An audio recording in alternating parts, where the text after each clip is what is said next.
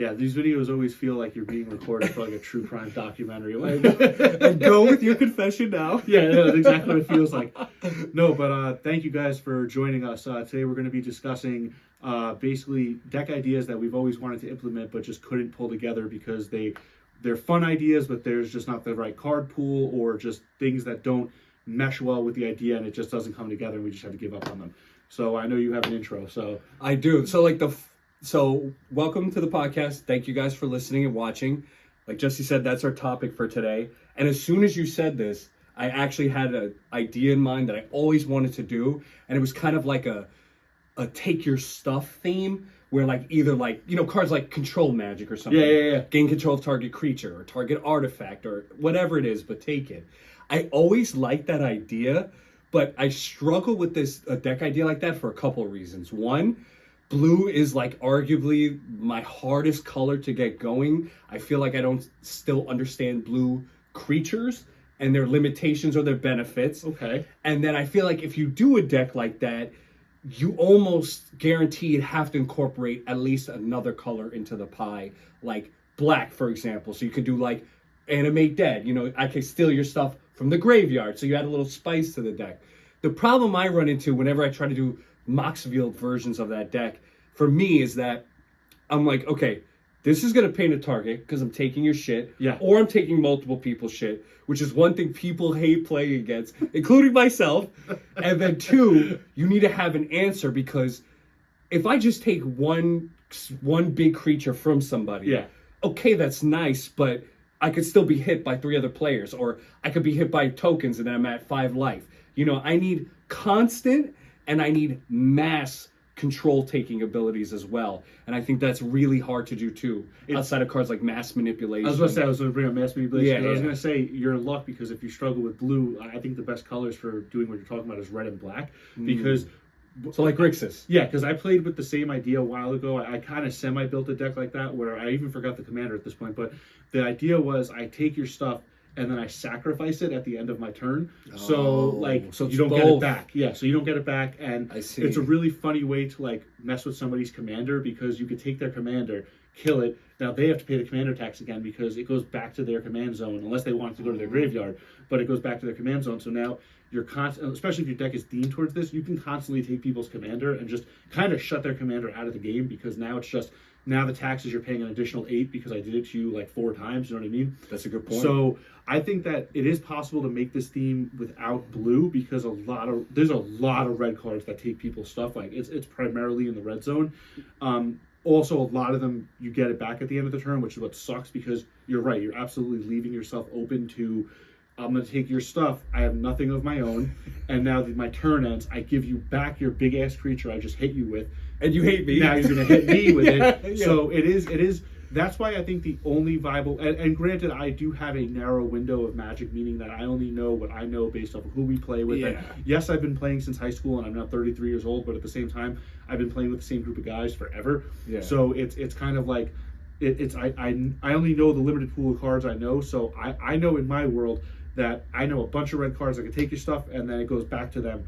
I don't know how to set your board state up. That's what I struggled with, and that's why I never made the deck, because if you're wasting time setting up your board state to protect yourself, you're not taking people's stuff, which means you're not doing what your deck was made for, which is what the point then is. It's just a different deck. You know what I mean? It's you're leaving the idea all of a sudden. Yeah, you're taking people's stuff light, like LTE. It's not a full-blown deck. Yeah. And that's why I ended up taking mine apart. I never even saw even one game because even testing it at home, I was like, cool, I took this and I took that. All right, end of turn, I have nothing in front of me. Yeah. And then without certain colors, you can only do so much. Like, how much interaction are you going to have where you're killing stuff that you just took? It's very, I like to call it big brain magic. It's a lot of, like, thinking and a lot of plotting. And it's a fun idea, but I fully understand why it's, like, very hard to do. And it kind of goes hand in hand with one of my decks that I did end up making, but struggled with and ended up taking it apart, was, I think it was this year. So many sets have come out recently.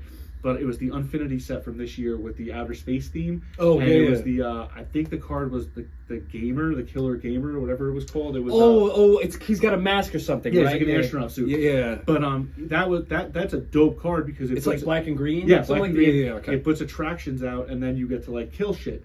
And I thought it was dope. Attractions, that's so fun. Like you get to like do all these cool things. It's such a narrow window though, that after I put the deck together, and I was positive this deck was gonna rip. I was like, oh, I'm gonna play tonight. I'm gonna kill it. I lost like 6 games in a row with that deck. I think I was repeatedly the first one out because it's cool. I'm setting up these attractions and like it's fun. Oh, there's a merry-go-round. There's a love boat. Like it's funny.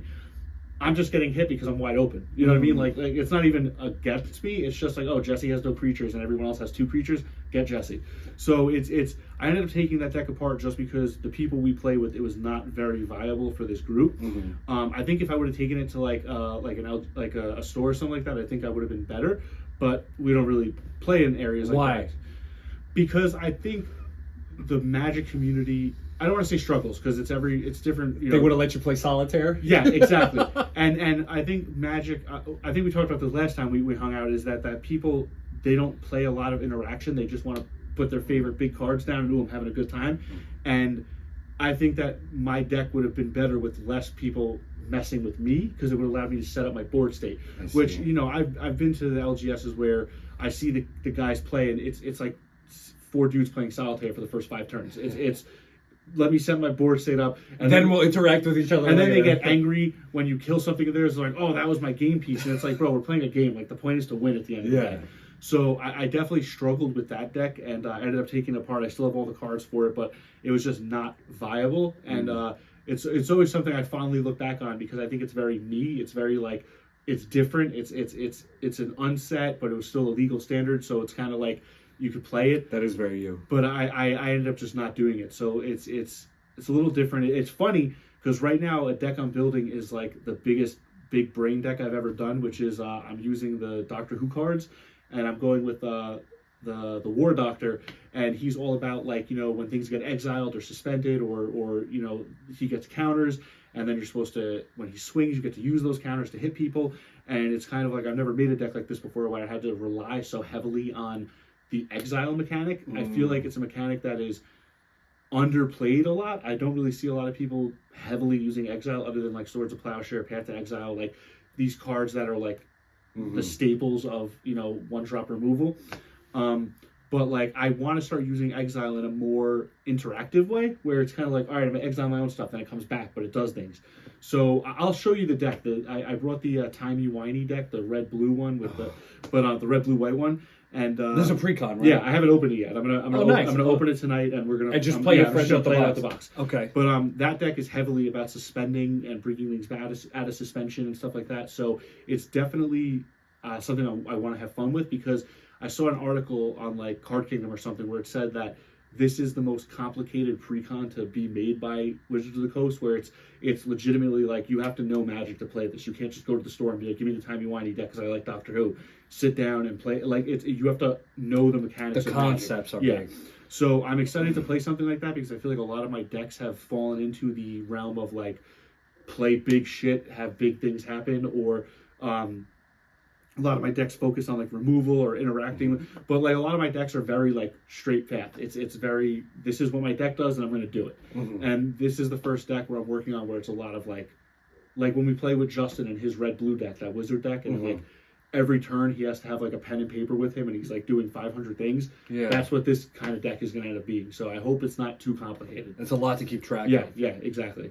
Do you feel like in the past when you try to do these kind of decks, you ran into like, yeah, this is fun, but like you said earlier, right? Now what? Like I did A or B, but now what? Yeah, perfect example. Our friend Ray, he plays with a lot of like Narset, and he plays with Yuriko and all these like, I don't want to call them complicated because that'll make me sound dumb. They're not complicated, but it's like, all right, I'm going to hit you in Narset, and then I'm going to flip the top 4. And to do something else. Yeah, and it's beyond the damage. Yeah, and then it's like, oh, I got an extra turn out of this. All right, now I get to go again. Oh, crap, I got another extra turn. And it's like, all right, man, I'm just trying to hit big things with it. Like, it takes a very long time for these turns. Yeah. And I feel like that delays Magic, and it makes people kind of be like, all right, like, you know, your lives. Yeah, exactly. Especially with 4 people. Exactly. If you're doing that. It's one thing if you're towards the end of the game, 1v1, okay, different story. But you take 2 turns and 4 men are up and they have a decent amount of life, meaning you're not just going to hit them for 5 damage and kill them. Like you said, that can be brutal to play against. Yeah. Not because you could lose, but because you could have to sit through this whole thing and then not lose. And it's like, okay, after 45 minutes, it's my turn. And you know, it's funny because I know there's like etiquette to the game in and of itself, but I always feel like it's super rude when somebody's in the middle of their turn, even if it's a crazy long turn, and I'm guilty of this, but you like pull out your phone and you start looking at like Instagram and social media or just reading stuff. It's kind of like when someone's reading to you and you're just kind of like, oh, well, you know, I don't have time for that. Yeah. And I feel like I do that a lot, especially when we're playing with decks like Ray's or Justin's where they're doing 1,000 things at once. Yeah. And, but I feel like I do that a lot when we're playing against those kind of decks, and it's just like, I feel rude doing it, but at the same time, like, my brain can only do so, like, you know what I mean? I'm concentrating on this, I'm concentrating on my stuff, and it's kind of like I'm checked out now. So I do think there's a component to Magic where, depending on the play group you're with, there is this like impatience for big turns. People just want to play their stuff, and it's an opinion that I feel like I'm not alone in, you know? No, you're definitely right. I think another one I struggle with too, in a way, is like just playing hard and fast creatures, or just a lot of creatures, like green stuff especially. I'm sorry, am I talking to the same dude who used to play that red-green deck or the Squirrel Angel deck where you had 500 squirrels out on turn 10?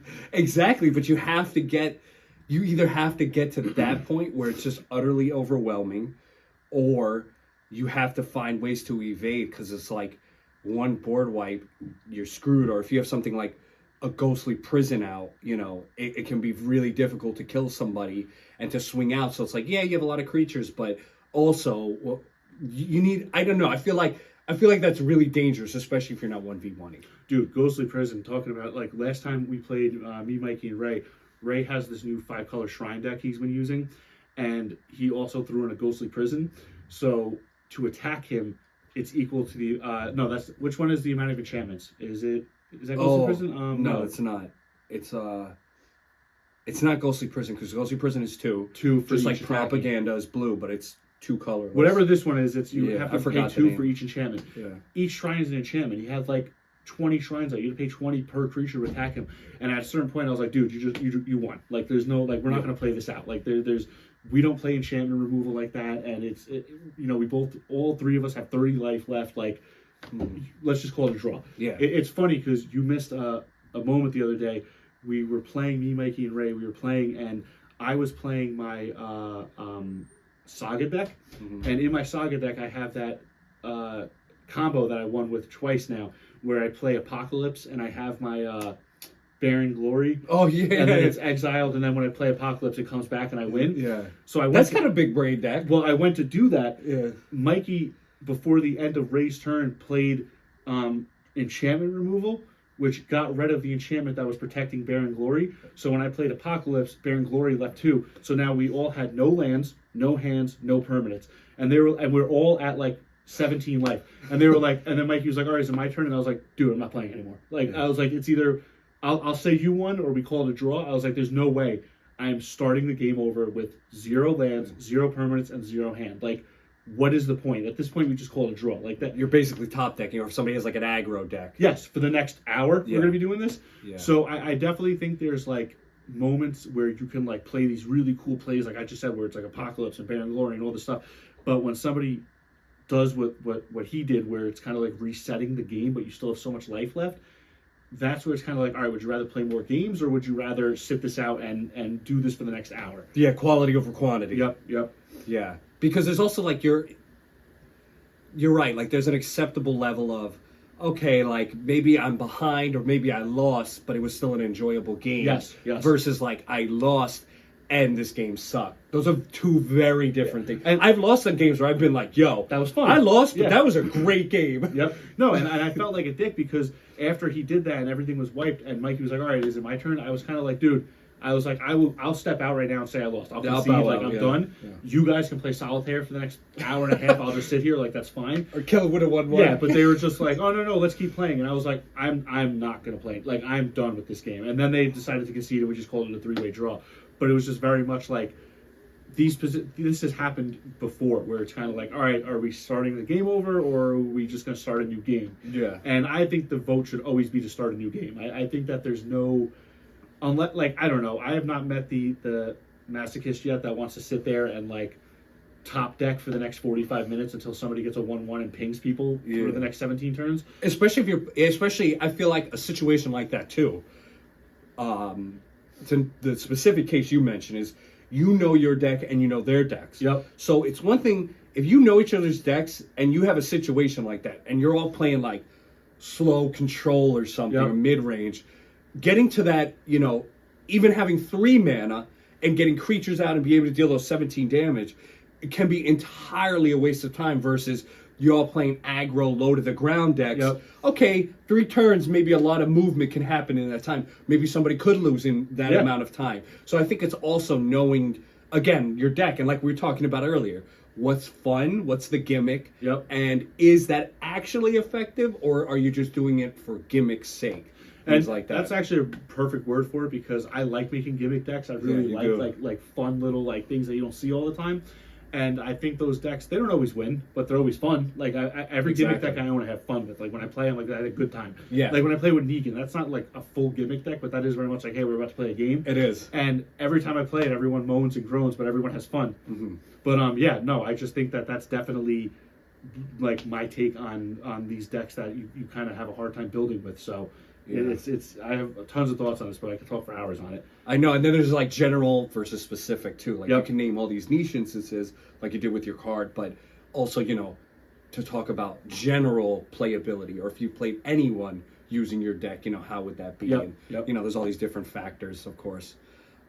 But final note, give me top 2 deck ideas that you wanted to make, but maybe you struggle or you think like they aren't fun, or you know, they don't turn out the way you want. I don't even know if these cards exist, guys. If they exist, please leave a comment because I would love to do it. I've always wanted to swap decks with someone, like mid game. Like I want to like, I take your deck, you take my deck, like, or even if it's like I take your hand, you take my hand, but like something where it's like yours is mine, mine is yours.